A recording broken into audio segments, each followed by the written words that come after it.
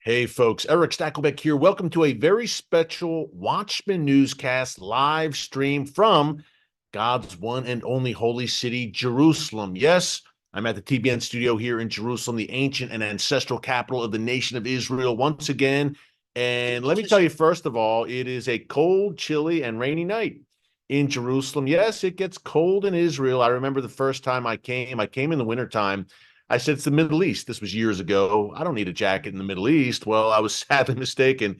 It got very chilly. I had to borrow a jacket, which is not easy when you're 6'4.5", but I somehow found a jacket in Israel and I was okay. I say all that to say we arrived on Friday and every day has been rainy and chilly thus far in Israel. Usually you have beautiful weather here, but hey, it is the winter time. And secondly, I want to say I would have been back.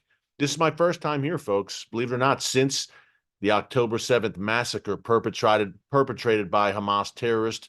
And I would have been back sooner, yet I had a major family move. Our family moved in late October, so we were kind of consumed with that over the past few months. Family was first, getting together in our new home and all of that. So better later than never. I am here. And man, what a feeling to be back in my second home in the land of Israel, in the city of Jerusalem in particular. Although over the past few days, we've been up north a good deal along the Lebanon border. Some really interesting nuggets to share with you from my conversations right on the Lebanon border today and yesterday with the Israel Defense Forces. That's number one. Number two, we will be heading down south to the Gaza border to tour some of the devastated communities along the border. We've got a lot to discuss, and I've had some very enlightening conversations, folks, here in the land of Israel over the past few days about the situation in Gaza and in Lebanon, Hamas, Hezbollah, and the head of the snake. Some have called it here in Israel over the past few days, in my conversations with them, the head of the octopus, because of its tentacles spread throughout the region and really throughout the world when it comes to terror, and that is the Iranian regime. Every conversation I have leads back to the Iranian regime and their nefarious role as the puppet master, as the godfather of all this terrorism, this jihad against Israel, and yes, by extension, America. In case you haven't noticed, the Houthis are still firing projectiles, including one in the direction of Eilat, Israel's southernmost city, just yesterday, that thankfully Israel shot down with missile defense systems. But wow, to be back in Israel at this crucial time, folks, in prophetic times, for such a time as this, I can't even begin to tell you how it felt to land. And I've been, like many watching right now, since October 7th. Obviously, we have been just consumed with grief, righteous anger about everything that's happening here. And it's hard to put into words when good, dear friends of yours, like I have left their families, left their children, their wives, and they're in Gaza right now. They're in Khan Yunis. It's hard to put into words when I wake up every morning what I feel. These are some of my best friends in the world. As I said, Israel is my second home, and it's tough. Every day you wake up, is he okay? About certain friends, you're shooting a text, you're checking in on them. I say all that to say that this is the most perilous time, perhaps, in the modern nation of Israel's history since Israel's miraculous birth in 1948. We want to dig into Hamas, Gaza, and the state of play there now, based on my conversations over the past few days and some statements just today, February 5th, from Israeli Prime Minister Benjamin Netanyahu and Defense Minister Yoav Gallant. Before I do, folks, I've got an exciting announcement to make here on the live stream, and I can't think of a better place to do it than in the city of Jerusalem. Mark your calendars. March 25th, 2024, just about a month and a half away, we are launching a brand new nightly program on TBN called Stakelbeck Tonight. Every night, 7:30 p.m. Eastern Time, 6:30 p.m. Central Time in the United States. You can also catch it wherever you are around the world on the TBN app. Every night, Monday through Friday, we will be bringing you current affairs, current events through a bold biblical lens, breaking down the news that affects all of us, no matter where we live, and breaking it down from a biblical perspective in a cutting edge fashion. If you love the Watchman, you love the Watchman Newscast, if you've enjoyed the Watchman TV show over the past 8 years on TBN, and you've enjoyed the newscast here on YouTube every day over the past several years, folks, I can't tell you how excited we are about Stakelbeck tonight. And again, with the world turned upside down, when we live right now in times the prophet Isaiah described very accurately, when good is called evil and evil is called good, a world turned upside down where evil is on the march. We want to shine light, the light of Christ, in the darkness on a nightly basis. I can't think of a better place to do it than on the world's largest Christian television network, TBN, seen in some 100 million homes in the United States alone, many, many millions more around the world. I'm honored and privileged to have this platform every night now, Monday through Friday. Stakelbeck tonight, that launches March 25th. We're getting material for the new show here during my stay in Israel this week on a great production trip. I can't tell you how much I'm looking forward to this, and looking forward to all of our Watchmen viewers joining us on the journey every night. We'll talk Middle East, Israel, of course, Iran, the gathering storm, Russia, China, North Korea, but we'll get much deeper, folks.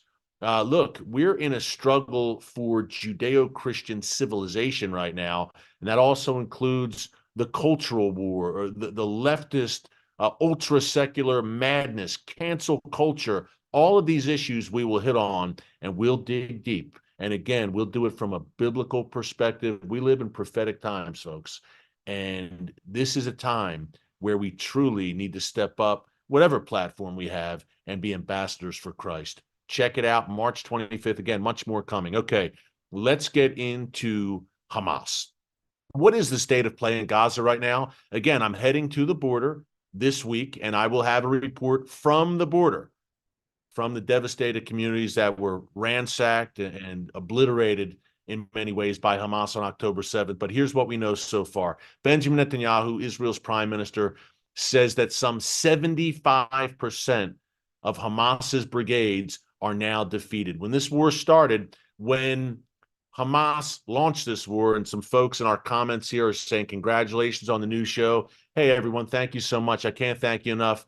I'm blessed and honored. I mentioned that family move. Well, a big part of the main reason for the move was to launch this new show.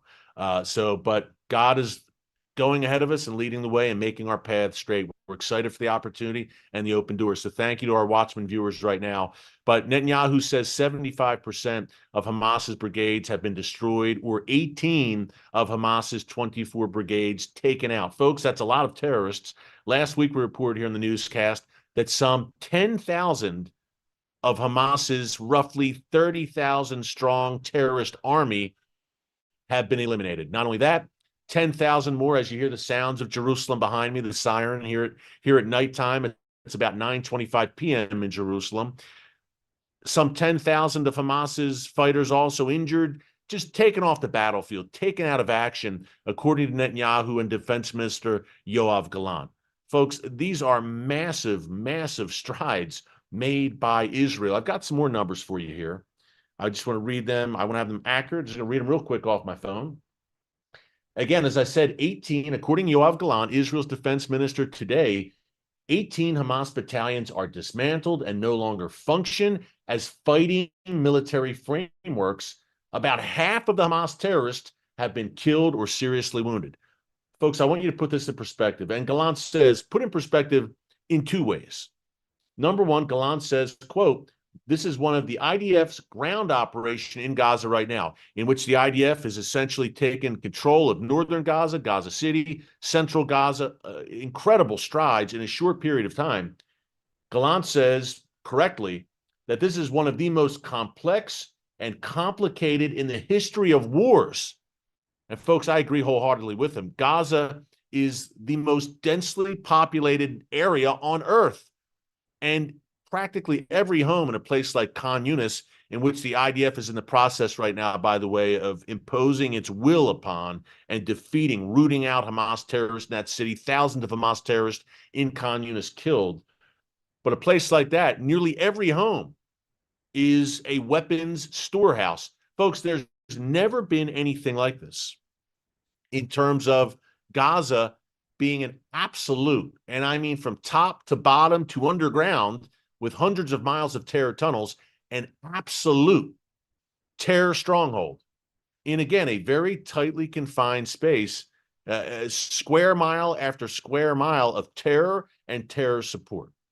Hamas, Palestinian Islamic Jihad, both Iranian proxies have commandeered all of that humanitarian aid that has flooded into Gaza over the years, and billions of dollars in aid. They have literally, folks, wrap your head around how demonic this is, and I don't use that word lightly.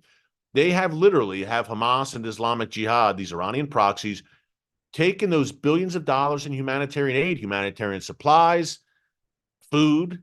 This all could have gone to the people of Gaza. Remember, Hamas is, quote unquote, the governing force in Gaza, because after all, folks, don't forget, in 2006, the people of Gaza elected Hamas, and now Hamas is ruling Gaza, has been for nearly two decades now, with an iron fist.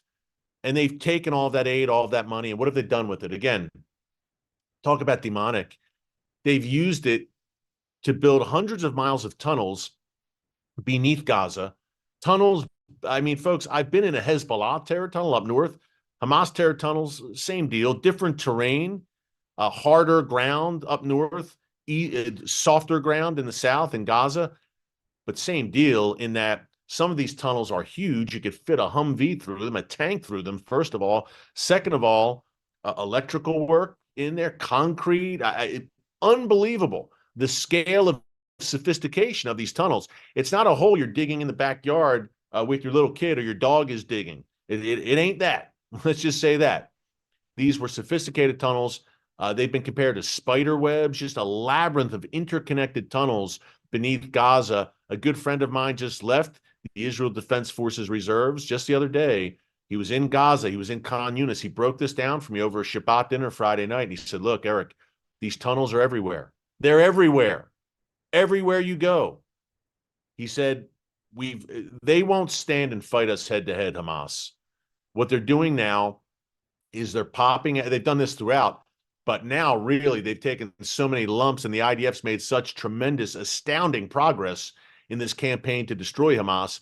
Hamas will not fight Israel head to head. They're not going to do it. They've learned some hard lessons since October 7th.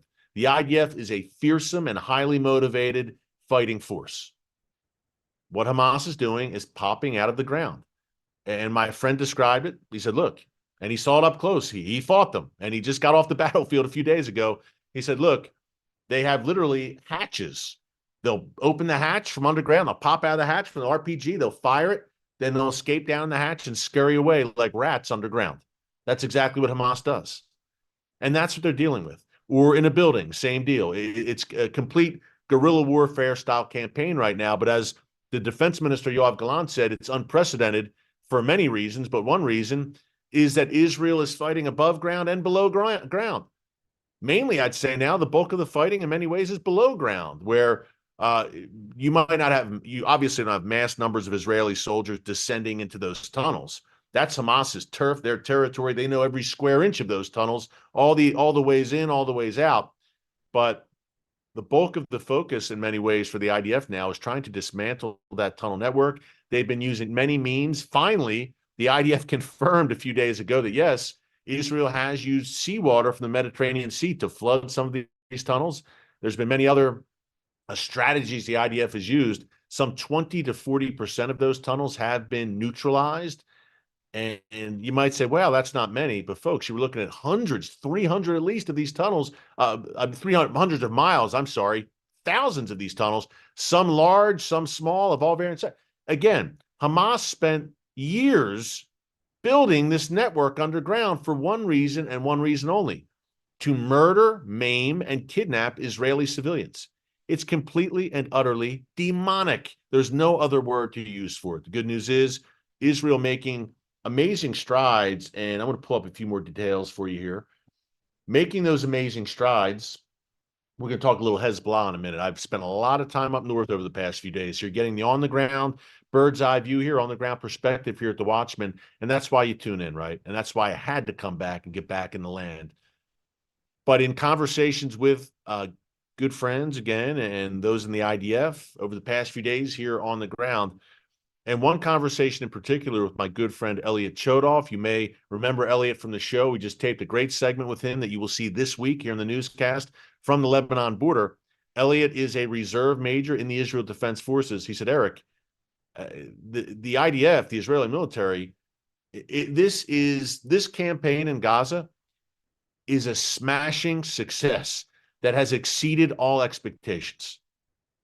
And I'm bringing that up because I've been getting very annoyed reading media coverage, even in the left-leaning Israeli media over the past several weeks, saying, well, this is taking long and maybe we're not making the progress we should be. Hey, let's put it in perspective. Did you really think this was going to be an overnight campaign? Look, we're not even at the 4-month mark since October 7th. And again, as I mentioned earlier, this was the foremost terror stronghold per square mile in world history. That's not an exaggeration. Gaza was that heavily fortified with a terror apparatus from top to bottom, underground and beyond, square inch after square inch, square foot after square foot. That's not an exaggeration. Okay, the ISIS caliphate, but that was 58,000 square miles at one point. Hezbollah, southern Lebanon and Beirut, the Taliban rules over Afghanistan, but Gaza is so densely packed, folks. The most densely populated area in the world, and in a place like Khan Yunis, seemingly, according to the IDF, every house was essentially booby-trapped and used as a terror stronghold. And then you had terror on top, above ground, and then below ground, you had hundreds of miles of terror tunnels. So for Israel to make this kind of progress in under 4 months is astounding, in my view. Why is this not being reported? There's a defeatist mindset among many, not here in Israel. This nation, folks, I can tell you from being here for just a few days, is absolutely united.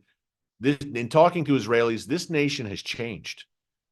This is a nation absolutely moving to the right for good reason, because the leftist pipe dreams of a peace-loving Palestinian state side by side with Israel were blown out of the water on October 7th.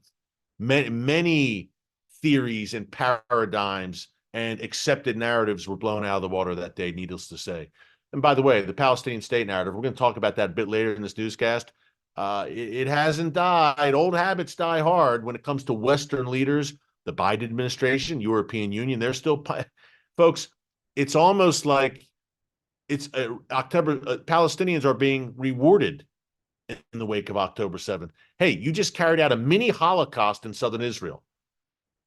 Hamas, which was voted in by the Palestinian people to rule over Gaza in 2006, and which violently seized power overall in 2007, you just carried out a mini Holocaust, slaughtering some 1,200 Jews, invading southern Israel, bloodiest, worst massacre since the Holocaust. And here's a state.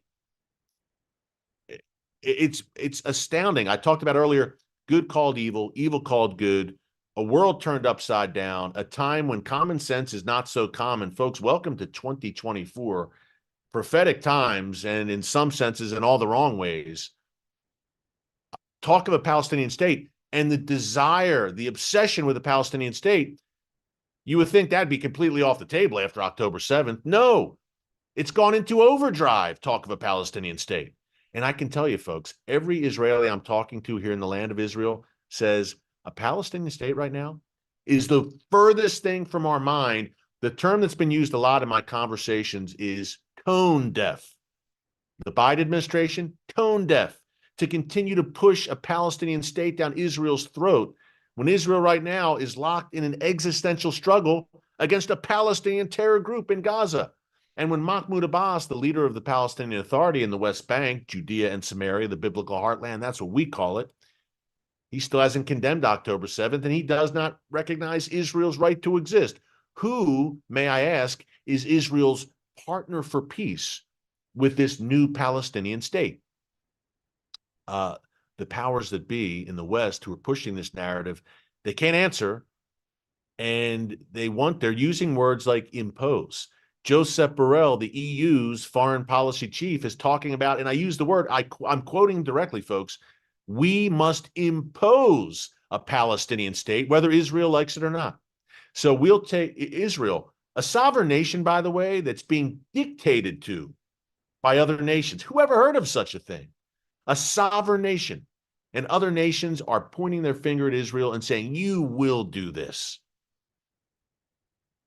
And Israel, if you don't accept it, we're going to impose it. A sovereign nation and this Palestinian state that Western leaders are pining for, and more so than Arab leaders, by the way, that's the ironic thing. Saudi Arabia, look, Palestinian state, they'll pay lip service to it, folks, but their main concern is Iran, as is all of the Abraham Accords nations, the UAE, Bahrain, etc. They'll pay lip service for the Arab street, for their people, to the Palestinian cause. But folks, listen, their main agenda, their main concern is the Iranian threat that threatens all of them. And that's the main reason the Abraham Accords came together in the first place. And the main reason Israel and the Saudis may eventually still come to a normalization of relations. And talk about prophetic overtones there. But sovereign Israeli land would be sacrificed on the altar of a Palestinian state. Chunks of Judea and Samaria, the eastern half of this city, Jerusalem, which you see right behind me, would this all be part of a Palestinian state? That's the plan. And October 7th, you would have thought after October 7th, Palestinian state, talk of it, done for the foreseeable future. And yet the opposite has happened. Again, it's gone into overdrive, but not here in Jerusalem, not in Israel. No one here is talking about Palestinian state. They're laughing when it's mentioned. They're saying, not this decade, after what happened on October 7th and what we're going through right now. And yet the world's going to push. I'm going to get to Hezbollah in a second, but the world's going to push, folks. This is prophetic, and this is Zechariah, the prophet Zechariah, who talked about a time when this city, Jerusalem, would become like a burdensome stone, and every nation would want a piece of it. Every nation would come against it, yet any nation that comes against it would be cut to pieces. Look for Jerusalem, Israel writ large, of course, but Jerusalem in particular. And what you see behind me, it's not lit up that great right now, but the Temple Mount is behind me, just in the distance, the most coveted piece of real estate in the world. And look for the Temple Mount more and more to be the focus of the world's attention. In the meantime, and that's all going to come to the fore with the Palestinian state talk. In the meantime, Lebanon. I've been telling you folks since October 8th. October 7th, the massacre happens. Hamas invades southern Israel. Israel declares war and launches the response. And as we detailed earlier in this newscast, if you missed any of it, hey, we got thousands with us now. We'll have thousands more before we are done. If you missed any of this newscast, number one, check it out in our archives. It's all right there under newscast. Number two, while you are there, hey, be sure to subscribe and click the notification bell so you get alerts every time a new video is posted. Folks, we love to have you here every day as subscribers. It's absolutely free here as watchmen and women on the wall for such a time as this. And listen, when you subscribe, it's a good thing because YouTube will recommend this video to a broader audience. That's not for our glory. That is to get the message of truth out. We do this because we want people to hear the message. We want people to know why events happening in this land profoundly affect all of us, no matter where we live, anywhere in the world, and how God is moving here. That's why we want to get the message out. Ultimately, although we can bring some, look, it's perilous times, we bring some heavy news here, no doubt. We ultimately want to shine a light in the darkness, and light will prevail over the darkness. We know that 110%. But okay, Lebanon border, I've spent several days there. I've been telling you since October 8th, watch Lebanon. Watch Hezbollah, watch the coming Great Northern War. And that's been confirmed in my conversations with Israel Defense Forces officials, both current and former, over the past few days. They've said, look, Eric, the Gaza war, it's ugly. Hamas is a nasty enemy, 30,000 strong terrorist army at least. And by the way, Hamas reportedly now only has about 1,000 rockets left in its arsenal. It's a lot of rockets still. But you were talking at the beginning of this war, 15,000, 12,000, 13,000 different figures bandied about, only 1,000 left. And the IDF are really focusing on taking out rocket launchers.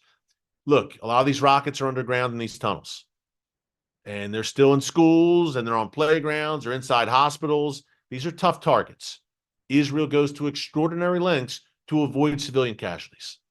Anyone with any shred of intellectual honesty and who follows what's going on knows that. So Israel's saying, okay, maybe we can't get to every rocket, but we can take out the rocket launchers so they don't have the ability perhaps to fire them. And I can tell you, folks, listen, the red alert sirens coming in the south, thank God, have trickled to nearly nothing. There's still some rockets launched. And the other day, there was a volley launched in the direction of southern Israel near Tel Aviv. Sirens went off last week in Tel Aviv. And that's that's further north along the coast from Gaza. So there are still capabilities there in Hamas, but largely, that arsenal has dwindled. And Yoav Gallant, by the way, the defense minister also said today that Yahya Sinwar, remember that name? The leader of Hamas in Gaza, he's moving from bunker to bunker, from hideout to hideout, according to Yoav Gallant. I believe they know where Yahya Sinwar is, folks, most likely, along with his brother, who's another Hamas terror chief, and Mohammed Daef, who's in charge of the Hamas military wing in Gaza. These are the three most wanted in Gaza right now. I believe the IDF may very well know where these terror kingpins are, but they have surrounded themselves with hostages. They are using Israeli hostages. Remember, still some 130 still in captivity, but it's looking like at least 30 of those 130 are probably dead, I'm sad to say. You got to think either at least 100, over 100 are still alive. And Sinwar has surrounded himself with them, using them as human shields as he bunkers in a hole underground in a tunnel, desperately clinging to his miserable life in which he's murdered and maimed so many. But just another note there, to know that he has, according to Israel, no real contact now with the shock troops on the ground. The chain of command has been broken. The communication lines for Hamas have been broken. They are nearing defeat. And yet the world would like Israel, and Anthony Blinken, the U.S. Secretary of State, is going to be here this week. We had the French foreign minister here in Jerusalem today calling for an immediate ceasefire. In addition to the demands for a Palestinian state, and German President Olaf Scholz tells Prime Minister Netanyahu today the same thing. The only solution, excuse me, is a two-state solution. Folks, it's an obsession. It's absolute tunnel vision with the Palestinian state paradigm among these Western leaders. And a ceasefire now, when Hamas is nearing its death throes, leave Hamas alive to fight another day and send the message of weakness and appeasement and empower Hezbollah, the Iranian regime? I don't think so. Will a hostage deal be struck? That remains to be seen. Negotiations are ongoing. And that may mean a pause in fighting for several weeks, even according to reports. We don't know. But if this current Israeli government, which quite frankly, folks, is already looking a lot of trouble, the Netanyahu government, it likely won't last. He's a political survivor, no doubt, Benjamin Netanyahu, the longest serving prime minister in Israel's history. Anything can happen, but there's a lot of anger at his government right now in the wake of October 7th.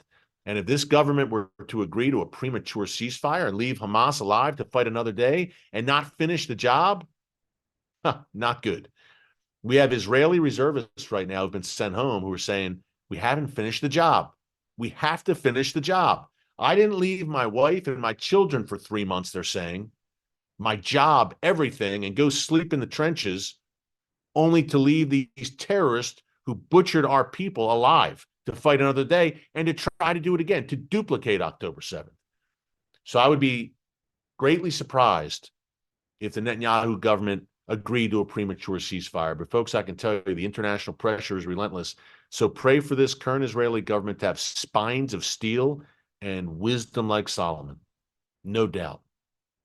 But when we talk about the North, and we're talking about Hezbollah, and we're talking about Israelis who would like to return to some semblance of normal life, look, over 100,000 evacuated in the South. And we've showed you here in the newscast. We've interviewed families. We've interviewed the families of hostages. They're living in hotels, shelters around the country. Kids aren't in school. People have lost their jobs. They're evacuated. They don't know if they'll ever go home. Or their homes were completely destroyed on October 7th in the south and in the north. Hezbollah has rained down some 2,000 at least projectiles since October 8th. Remember, the day after the October 7th massacre, Hezbollah unilaterally, with no prompting from Israel, decided to throw its hat in the ring and begin firing rockets, missiles at Israel as well. And in talking to Israeli Defense Forces officials, officers over the past few days up north, they told me, Eric, these anti-tank missiles that Hezbollah is firing are a major problem. They're causing a lot of damage. And they're a big problem because the Iron Dome missile defense system cannot shoot them down, those anti-tank missiles. They're flown closer to the ground. They're fired, I should say, closer to the ground. It's one thing, a rocket and a missile in midair, Iron Dome, 90% success rate once again in this latest war. But those anti-tank missiles are a persistent thorn. And remember, Hezbollah, unlike Hamas, also possesses PGMs, precision-guided munitions. They do exactly what their name says. They're designed to hit the target with greater accuracy and greater precision.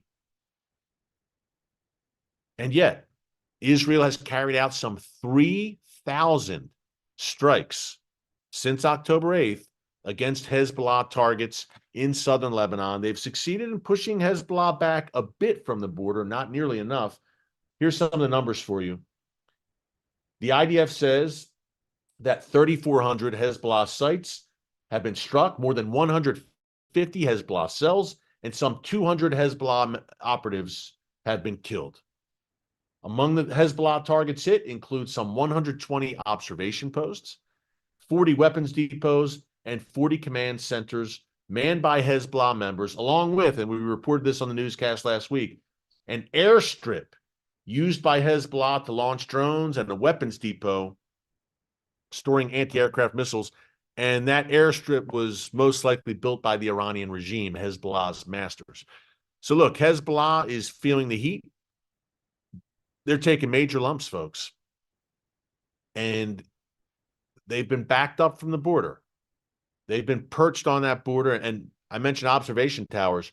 You could see, and I've spent many, many days on the Israel-Lebanon border over the years. They're Hezbollah watchtowers. We've showed you here in the newscast previously on the Watchman.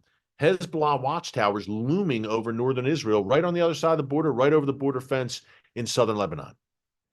But Israel making great strides there against Hezbollah. But folks, let's be honest, pulling its punches, Israel is, and pulling back and holding back. Not going all in against Hezbollah. Why? International pressure.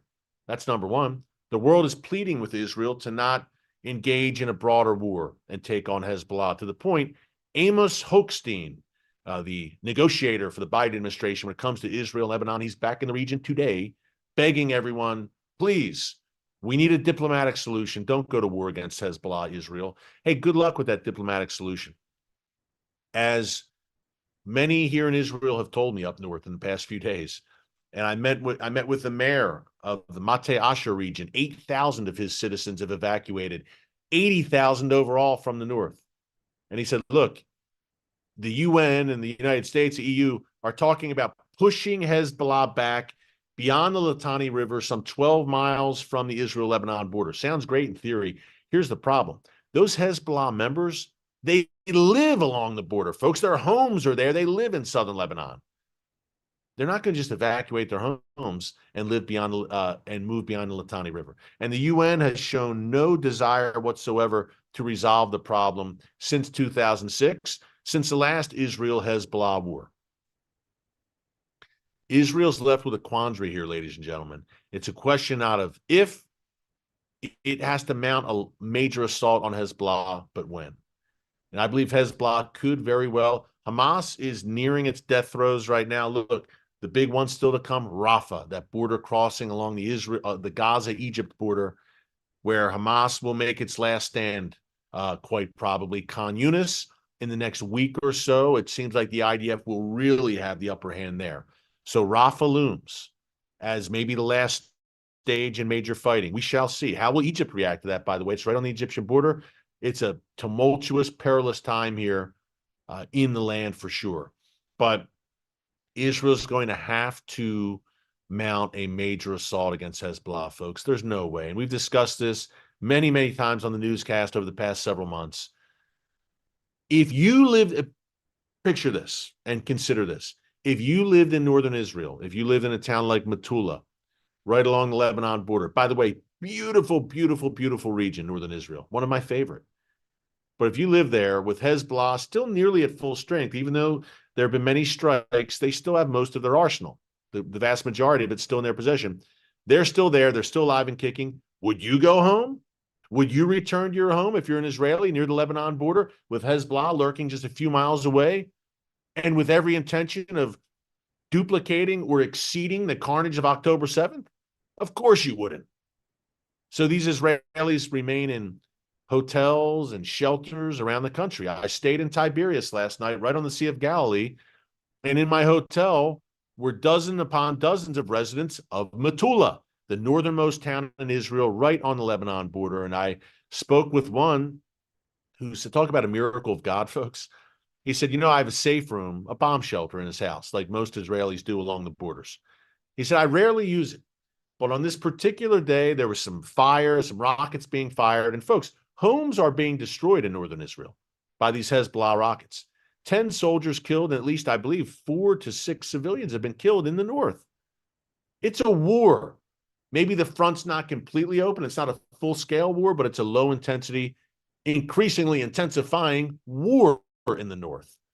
But this man I interviewed from Metula said, look, it was the escape of a lifetime. I stayed in the safe room. And I usually don't, but thank God I did, he said, because 2 Hezbollah anti-tank missiles barreled into my house and detonated. He said, I would have been killed, but my home is destroyed. I can't go back. Israelis are refugees in their own country right now due to Hamas and Hezbollah. What I'm saying to you is this. The situation on the northern border, it can't go on. It's intolerable for Israel. And also, it's hurting the Israeli economy in a major way, the economy in the north. Is northern Israel going to be a wasteland for years to come? No one can return because Hezbollah is there? You and I know, if you're watching right now, that's not going to happen. And that Israel will be forced, over the world's objection and over Western leaders gnashing their teeth, Israel is going to be forced to wake up if you think any different, because the UN ain't going to do it. Israel's going to be forced to act. Will it be in the wintertime? When, look, it's soggy, it's rainy, it's cold, tough terrain there, and Hezbollah has the high ground in those mountains in southern Lebanon in many cases. Is it the spring? When Hamas, look, Israel would not like to fight, if it doesn't have to, a full-scale war both in Gaza and in Lebanon. We know that. Will it be in the spring? After Hamas is decisively crushed in Gaza, does Israel turn its sights to Hezbollah? Yoav Gallant has said many times, the defense minister, and I quote, our jets are our planes, their noses are pointed towards Lebanon. We're ready, he's saying. And also, look, you have still hundreds of thousands of Israeli reserves called up. The country's united. It's on war footing. It's got momentum. Now seems to be the time if you're going to take on Hezbollah. If you don't want October 7th writ large, and look, a lot of us folks, and this was confirmed in my conversations with experts here in northern Israel on the Lebanon border in the past few days, you'll see these interviews in the coming days on the Watchman Newscast here and on the Watchman TV show. And on our brand new show, reminder, debuting on TBN March 25th, Stakelbeck tonight, every night, Monday through Friday, 7:30 p.m. Eastern Time. It was Hezbollah that many of us thought would launch an October 7th style attack, not Hamas. Yes, Hamas would love to do it and had planned to do it, but many thought, did Hamas have the capabilities to do it? Where certainly they proved they did.